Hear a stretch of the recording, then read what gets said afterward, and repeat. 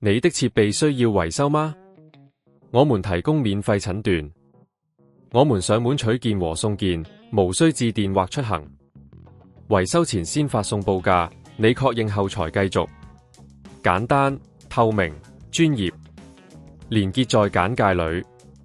今天我哋會教你點樣更換Dyson V10 吸塵器嘅掣，呢個過程其實非常簡單，只需要幾個步驟就可以完成。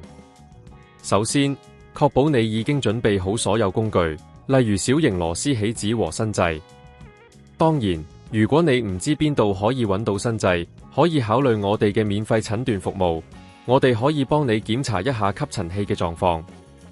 第一步，將Dyson V10 吸塵器關閉，並從電源插頭上拔掉電源線。安全第一，務必確保設備唔會意外啟動。接住，將吸塵器翻轉，找到掣嘅固定螺絲。通常情況下，呢啲螺絲位於掣嘅側邊，只需要用小型螺絲起子輕輕擰鬆佢。第二步，順利擰鬆螺絲後，就可以輕鬆拆下舊掣，小心唔好損壞到其他部件。之後將新掣放上去，確保佢嘅位置準確無誤。第三步，將之前拆下來的螺絲重新固定住，確保掣穩固無誤。呢個步驟好重要，因為如果螺絲鬆動，掣可能會再次出現問題。如果你對自己嘅維修能力唔自信，我哋提供上門取件送件服務，無論係檢查、維修或者更換零件，我哋都可以幫你處理。最後，檢查一下掣嘅運作情況，確保一切正常後，就可以把Dyson V10吸塵器重新組裝好，準備使用。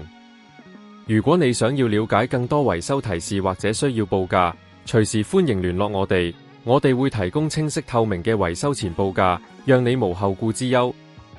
希望呢個教學對你有幫助，讓你可以輕鬆維修Dyson V10吸塵器，延長佢嘅使用壽命。